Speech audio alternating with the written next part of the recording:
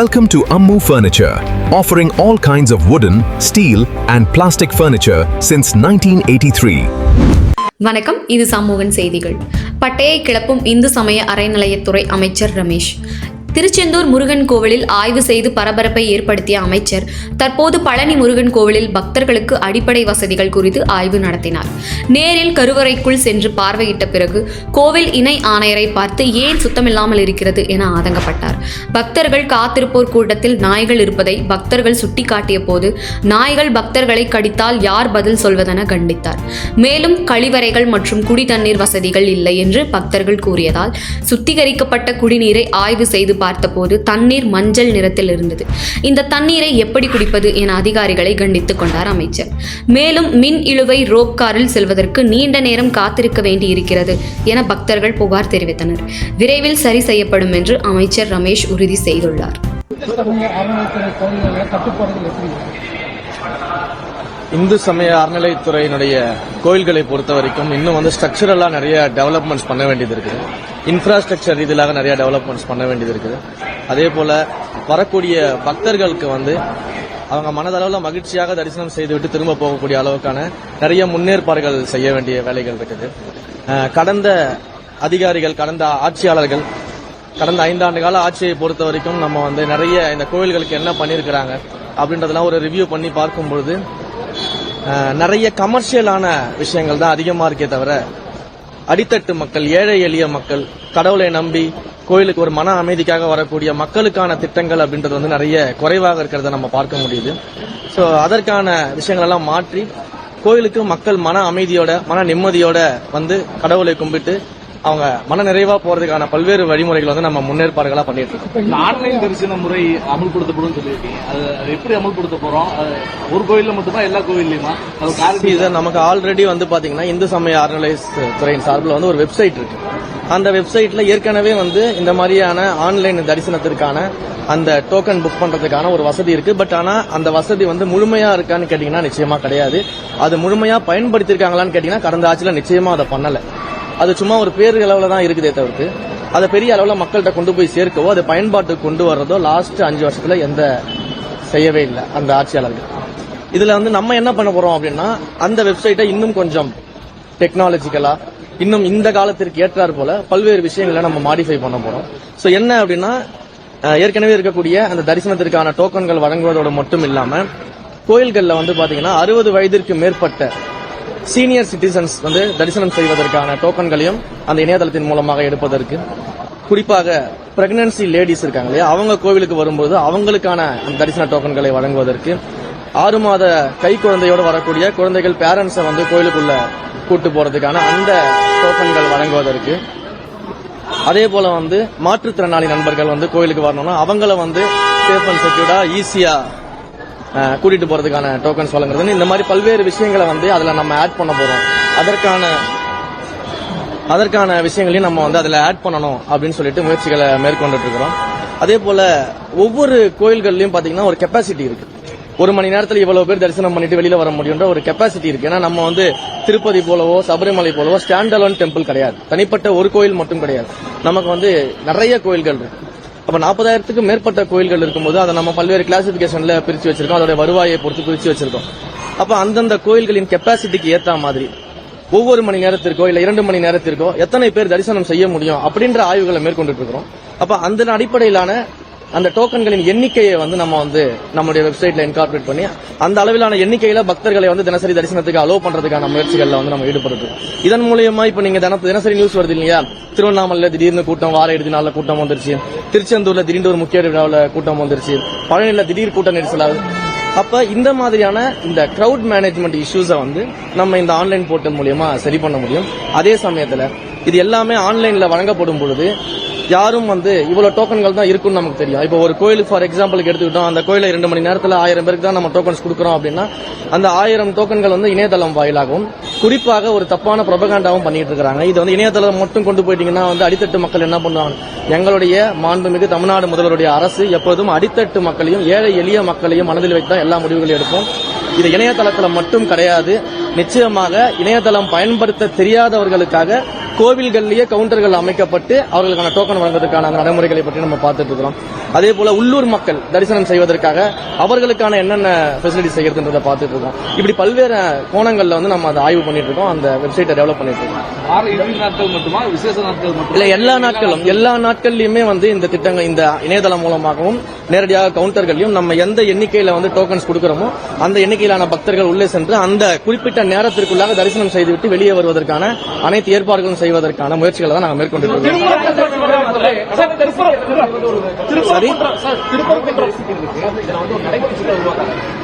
இல்ல நடைமுறை சிக்கல் நீங்க பாத்தீங்கன்னா அப்ப தினசரி வந்து இவ்வளவு கூட்டம் அதிகமாயிடுச்சு, இவ்வளவு பெரிய கிரவுட் மேனேஜ்மெண்ட் பண்ண முடியாம அரசாங்கம் தவிக்குது, இவ்வளவு கூட்டம் வந்தா மேனேஜ் பண்ண முடியல அப்படின்ற சூழ்நிலைக்கு வரும்போது அதற்கான கவுண்டர் மெஷர்ஸ் நம்ம பண்ணி தானே ஆகணும். அப்ப நடைமுறையில நம்ம இதை கொண்டு வரும்போது அதனால சாதக பாதகங்களை பார்த்து அதற்கேற்றார் போல சில மாற்றங்களையும் நம்ம செய்து கொள்ளலாம். கட்டண தரிசனத்தையே வந்து ரத்து செய்யணும் அப்படின்னு இந்து முன்னணி வந்து பல வலியுறுத்தி இருக்காங்க. ஏன்னா இறைவனை தரிசிக்க போகும்போது அதுக்கு கட்டணம் தேவையில்லை அப்படின்னு சொல்லிட்டு இப்ப கட்டண தரிசனம் ரத்து செய்யணும் அப்படின்ற சூழல்ல வந்து இந்த டோக்கன் சிஸ்டத்துல கட்டணம் வசூலிக்கப்படும். அது எப்படி இல்ல, இப்ப ஆல்ரெடி வந்து கடந்த ஆட்சிகள்ல இருந்து நீங்க பாத்தீங்கன்னா வந்து பெய்டு தரிசனம் இருக்கு, ஃப்ரீ தரிசனம்ன்ற அந்த கான்செப்ட் வந்து எல்லா கோயில்கள்லயுமே இருக்கு. அது உங்களுக்கு தெரியும். இது தொடர்பான முடிவுகளை வந்து இந்த மாடியூல்ஸ் எல்லாம் ரெடி ஆனதுக்கு அப்புறம் மாண்புமிகு முதலமைச்சர் அவர்கிட்ட டிஸ்கஸ் பண்ணிட்டு என்ன பண்ணலாம் அப்படின்ற முடிவுகளை வந்து நாங்க எடுப்போம். முதல்ல வந்து இந்த கிரவுட் மேனேஜ்மெண்ட்டுக்காகவும் இந்த டிக்கெட்டுகளை வைத்து இந்த டோக்கன்களை வச்சுக்கிட்டு வந்து பாத்தீங்கன்னா நிறைய வந்து போலி டோக்கன்கள் கொடுக்கறது, அதுக்கப்புறம் கோயில் வாசல்களை நின்றுகிட்டு வந்து பாத்தீங்கன்னா தனிப்பட்ட முறையில் இல்லீகலா பணம் வாங்கிட்டு உள்ள அழைச்சிட்டு போறது, இந்த மாதிரி சிஸ்டம், இந்த மாதிரி கரப்ஷனை வந்து முதல்ல நம்ம ஒழிக்கணும்னு முடிவு பண்ணோம் கோவில்ல. ஏன்னா இன்றைக்கு வந்து கோயில்கள்ல வந்து பாத்தீங்கன்னா இலவச தரிசனம் கியூ இருக்கு, பெய்டு தரிசனம் கியூ ஆல்ரெடி இருக்கு. அப்ப அதுல இருக்கக்கூடிய மக்கள் வந்து பாத்தீங்கன்னா கியூல நீண்ட நேரம் நிற்கும் பொழுது யாரோ ஒருத்தர் கிட்ட காசு கொடுத்துட்டு நேரடியாக சிலர் உள்ள போகும்போது அங்க இருக்கக்கூடிய அந்த மக்களுடைய மனநிலையை நம்ம புரிஞ்சிக்க வேண்டியது இருக்கு. அந்த மக்கள் எவ்வளவு மன வலியில இருப்பாங்க, நம்ம இங்க கியூல நிற்கும் போது அவங்க காசு கொடுத்துட்டு உள்ள போறாங்களே அப்படின்ற மன வலி இருக்கும். அப்ப இந்த மாதிரியான விஷயங்கள், இந்த கரப்ஷனை முதல்ல ஒழிக்கணும் கோவில்ல இருந்து அப்படின்றதுக்காக தான் இந்த இனிஷியேட்டிவ் பிளஸ் கிரவுட் மேனேஜ்மெண்ட் இது ரெண்டுமே பண்றதுக்காக தான் இனிஷியேட்டிவ் எடுத்துட்டு எளிமையான நடைமுறையா இருக்கிற வரைக்கும் சிக்கல் இல்ல. இப்ப இது ஆன்லைன் மூலியமா பண்ணணும் போது ஏஜென்ட் அதிகாரம் உருவாங்க. இப்ப ரயில்வே டிக்கெட் புக் பண்றது கொண்டு பார்த்தோம்னா நீங்க சொன்ன சீனியர் சிட்டிசன் போன்றவர்களுக்கெல்லாம் வந்து அவங்க மொபைல் ஆக்சஸ் பெரிய அளவு இருக்காது. இவங்களுக்கு ஏஜென்ட்ஸ் உருவாயிருவாங்கல்ல, அது போன்ற விஷயங்களே இதுதான் அவங்க கிட்ட முதல்லயே சொன்னேன் நான். அதுதான் அவங்க கிட்ட முதல்லயே சொன்னேன். கவுண்டர்கள்ல நம்ம டிக்கெட் அந்த டோக்கன்களை வந்து நம்ம கொடுக்க போறோம். இணையதளம் பயன்படுத்த தெரியாதவர்களுக்கு கவுண்டர்லயே நம்ம அந்த வசதிகளை செய்து நம்மளுடைய HRNC ஸ்டாஃப்ஸை வச்சு அந்த டோக்கன்களை வந்து கொடுப்பதற்கான வழிவகையை செய்ய போறோம். இன்னொன்னு ஆல்ரெடி HRNCல இந்த வெப்சைட்ல இருக்கக்கூடிய அந்த புக்கிங் சிஸ்டம் தான் நம்ம வந்து மெருகேற்ற போறோம். அதை வந்து இன்றைய காலகட்டத்திற்கு ஏற்றார் போல மெருகேற்ற போறோம் சொல்லும்போது அதுவும் நம்ம கண்ட்ரோல்ல தான் இருக்கும். நீங்க சொல்வது போல வந்து இந்த பல்க் டிக்கெட் புக்கிங்ஸ், ஒரு ஏஜென்சி வந்து பல்கா டிக்கெட் புக் பண்றது, அது போன்ற செயல்முறைகள் எல்லாம் ஒரு காலமும் நம்ம இடம் கொடுக்க மாட்டோம். இது முழுக்க முழுக்க பொதுமக்களுடைய பயன்பாட்டுக்கு வரும். இன்னும் சொல்ல போனா இன்னும் வாட்ஸ்அப் மூலியமாகவே வந்து எப்படி நம்ம ஒரு கேஸ் புக்கிங் பண்றோமோ அந்த மாதிரி எப்படி இந்த டோக்கன்களை ரொம்ப ஈஸியா எடுக்கிறது, அதே மாதிரி இந்த டோக்கன்களை வந்து புக் செய்து எடுக்கும்போது உடனடியாக அது வாட்ஸ்அப் மெசேஜுக்கு எப்படி கொண்டு வரதுன்னு கூட பல்வேறு கோணங்கள்ல நாங்க ஆய்வுகள் பண்ணிட்டு இருக்கிறோம். முதல்ல வந்து இதை சில கோயில்கள்ல மட்டும் ட்ரையல் அண்ட் எரர் பார்க்கலான்ற ஒரு கான்செப்ட் எடுத்திருக்கிறோம். ஏன்னா எடுத்த உடனே இதை தமிழ்நாடு ஃபுல்லா இம்ப்ளிமெண்ட் பண்ணோம்னா அப்புறம் இது ஒரு ஃபெயிலியர் மாடல் அப்படின்னு சொல்லிட்டு என்ன பண்ணுவோம்னா இதை பத்தி நிறைய வந்து ப்ரொபகண்டா பண்றதுக்கான நிறைய பேர் காத்துக்கிட்டு இருக்காங்க. நம்ம இதை வந்து என்ன பண்ண போறோம்னா முதல்ல ஒரு ட்ரையல் அண்ட் எரரா சில கோயில்கள்ல முதல்ல இம்ப்ளிமெண்ட் பண்ணிட்டு அதுல என்னென்ன பிரச்சனைகள் வருதோ அதையெல்லாம் எப்படி அரெஸ்ட் பண்றதுன்றதெல்லாம் பார்த்துட்டு அதற்கு பிறகு படிப்படியாக முதல்ல இருக்கக்கூடிய பெரிய பெரிய கோயில்கள், அதுக்கப்புறம் ஒரு மிட் லெவல்ல இருக்கக்கூடிய கோயில்கள் படிப்படியாக இதோட இம்ப்ளிமெண்டேஷன் தொடங்கும். பட் கூடிய விரைவில் தமிழ்நாடு முழுக்க இது எல்லாத்தையுமே பண்றதுக்கான சாத்தியக்கூறுகளை ஆராய்ந்து செயல்பட தயாரா இருக்கிறோம். முதல்ல HRNC கோயில்களுக்கு இதை பண்றோம். அதற்கு பிறகு படிப்படியாக என்ன பண்றது நம்ம பார்க்கலாம். திருப்பரங்குன்ற விவகாரத்துல தாவேக்கா அரசு திமுகவுடைய வருஷம் 2 நடந்துக்குதுன்னு சொல்றாங்க. அதாவது திருப்பரங்குன்றம் இஷ்யூவை பொறுத்த வரைக்கும் மிக தெளிவாக ஒரு விஷயத்தை நான் சொல்லிடுறேன். நான் இந்து சமய அறநிலைத்துறையின் அமைச்சராக இந்த துறையினுடைய அட்மினிஸ்ட்ரேஷன் என்னவோ அதை நான் பார்த்துக்கிட்டு இருக்கிறேன். இந்த விஷயம் தொடர்பான நிலைப்பாடு என்னன்றதை மாண்புமிகு முதலமைச்சர் அவர்கள் நிலைப்பாடு எடுத்துட்டு கட்சியின் சார்பில் அதை அறிவிப்பாங்க. அதை வந்து தலைமை செய்யும். நான் வந்து ஒரு அட்மினிஸ்ட்ரேட்டர், அட்மினிஸ்ட்ரேஷன் லெவலில் என்ன கொஸ்டின் கேட்கணுமோ கேளுங்க, நான் பதில் சொல்றேன். அதே போல கடந்த ஆட்சியில் இந்து சமய அறநிலைத்துறையில் எவ்வளவு முறைகேடுகள், எவ்வளவு கோயில்கள்? நிச்சயமாக நீங்க சொன்னது போல இந்து சமய அறநிலைத்துறையின் கோயில்கள்ல நடைபெற்ற முறைகேடுகள் பற்றிய ஒவ்வொரு விஷயத்தையும் வந்து நான் இப்பதான் வந்து எடுத்து அதற்கான ஆய்வுகளில் ஈடுபட்டு இருக்கிறேன். நிறைய இடங்கள்ல வந்து இந்து சமய அறநிலைத்துறையினுடைய திட்டங்களை கொண்டு வந்திருக்கக்கூடிய ஸ்கீம்ஸ், ப்ராஜெக்ட்ஸ், கன்ஸ்ட்ரக்ஷன்ஸ் நிறைய வந்து கமர்ஷியல் ஆக்கப்பட்டிருக்கு அப்படின்றத நான் வந்து உணர்றேன். அப்ப இதை யார் செஞ்சாங்க, எதற்காக செஞ்சாங்க, இதுல யாரெல்லாம் பயனடைஞ்சிருக்கிறாங்க, இது மாதிரியான பல்வேறு விஷயங்கள் ஒவ்வொரு விஷயங்கள்லயும் அன்னதானமாக இருக்கட்டும், இல்ல நிறைய கன்ஸ்ட்ரக்ஷன் ஒர்க்ஸ் பண்ணதாக இருக்கட்டும், இல்லை வந்து இந்த கோயில்கள்ல இருக்கக்கூடிய உண்டியல் காணிக்கைகளாக இருக்கட்டும், இல்ல தங்கங்களை உருக்கி அதை வந்து டெபாசிட் செய்ததாக இருக்கட்டும்னு பல்வேறு விஷயங்களை வந்து இப்பதான் ஆரம்பிச்சு ஒவ்வொன்றா பார்த்துக்கிட்டு இருக்கிறோம். இந்த ஆய்வின் அடிப்படையில இது எல்லாத்தையும் 360 டிகிரில ஆய்வு செய்து இதுல என்னென்ன தவறுகள் நடந்திருக்குன்றதையும் நம்ம வந்து பார்க்கறதுக்கான வேலைகளில் ஈடுபட்டு இருக்கோம். கொஞ்சம் டைம் ஆகும், அது எல்லாத்துக்குமே உங்களுக்கே தெரியும். சோ இது எல்லாத்தையும் பார்த்துட்டு உண்மையிலேயே இது என்ன நடந்திருந்தாலும் அதை பொதுமக்கள்கிட்ட வெட்ட வெளிச்சமாக வெளிப்படையாக சொல்வதற்கும் கடந்த ஆட்சிக்கு முன்னாடி வந்து யானைகள் புத்துணர்வு சொல்றேன். இதை முடிச்சிடுறேன். சோ இதை வந்து பொதுமக்கள்கிட்ட வெளிப்படையாக இந்த மாதிரியான முறைகேடுகளை வந்து மக்கள்கிட்ட கொண்டு போய் சேர்க்கிறதற்கும், அந்த முறைகேட்டில் ஈடுபட்டவர்கள் யாராக இருந்தாலும் எவராக இருந்தாலும் எப்பேர் பெரிய ஆளா இருந்தாலும் அவர்கள் மீது தண்டனை எடுக்கப்படும்ன்றதை மிக தெளிவா சொல்லிக்கிறேன். குலதெய்வ அமைச்சர் நிர்மல்குமார் வந்து முந்தைய அரசு என்ன நடவடிக்கை எடுத்தாங்களோ அதை பின்பற்றுவோம் சொல்லியிருந்தாங்க. நீங்க வேற ஒரு கருத்தை சொல்றீங்க. வேற ஒரு கருத்தை சொல்லலையே. முதலமைச்சர் என்ன முடிவெடுக்கிறாரோ அதை வந்து எங்கள் கட்சியினுடைய தலைமை கழக செய்தி தொடர்பாளர் இருக்கக்கூடிய மாண்புமிகு அமைச்சர் அவர்கள் சொல்லியிருக்கிறாரு. அந்த கான்செப்டை தான் நம்ம பார்க்க வேண்டியது இருக்கு. நான் அஸ் அட்மினிஸ்ட்ரேட்டரா என்ன விஷயங்கள் இருக்கோ கேளுங்க, பதில் சொல்றேன்னு சொல்றேன். கட்சியை பொறுத்தவரை டிவிக்கே வந்து ஒரு பிரஸ் பிளட்டா வந்தீங்க. இப்போ மாற்று கட்சியிலிருந்து வரக்கூடியவங்க எல்லாருமே வரும்போது இந்த கட்சிக்கான யூனிக்னஸ் தனித்துவம் போயிடும் அப்படிங்கிற மாதிரி தான் சொல்றாங்க. ஊழல் சக்தின்னு சொல்லிட்டு இருந்தவங்க இப்ப கூர்ந்து போன சக்தின்னு சொன்ன இடங்கள்ல இருந்தா இப்ப அதிகமாக வராங்க. இப்போ யங் பிளட்டா இருந்தா நீங்க முதற்கொண்டு இப்ப கிட்டத்தட்ட ஒரு இளம் அமைச்சரா வந்துட்டீங்க. இனி வரக்கூடிய நாட்கள்ல பிரதிநிதித்துவம் கட்சியில ஏற்கனவே ரசிகர் மன்றத்திலிருந்து வந்தவங்களுக்கானது இருக்கு. அதுல ஒரு எதிர்பார்ப்போட தான் வந்திருப்பாங்க. கட்சிக்குள்ள இருக்கிறவங்களுக்கான செயல்பாடுகள் எப்படி இருக்கும்? தமிழக வெற்றி கழகத்தை பொறுத்த வரைக்கும் நீங்க ஒரு விஷயத்தை தெளிவா புரிஞ்சுக்கணும். மற்ற கட்சிகளில் இருக்கக்கூடிய தலைவர்கள் போல கிடையாது எங்களுடைய மாண்புமிகு முதலமைச்சர். எங்கள் கட்சியை பொறுத்த வரைக்கும் எங்களுடைய கொள்கைகள், கோட்பாடுகள், செயல் திட்டங்கள், எங்களுடைய விஷன், எங்களுடைய மிஷன் என்னவோ அதை உள்வாங்கிக்கிட்டு ஏற்றுக்கொண்டு அப்படி நடைபெறக்கூடிய வகையில வந்தா மட்டும்தான் நாங்க அனுபவிப்போம். அப்ப இதை ஏற்றுக்கொண்டு நாங்க வரோம், நீங்க சொல்றபடி நாங்க நடந்துக்கிறோம் அப்படின்ற முறையில உள்ளவர்களுக்கு மட்டும் தான் இங்க அனுமதி கிடைக்கும்.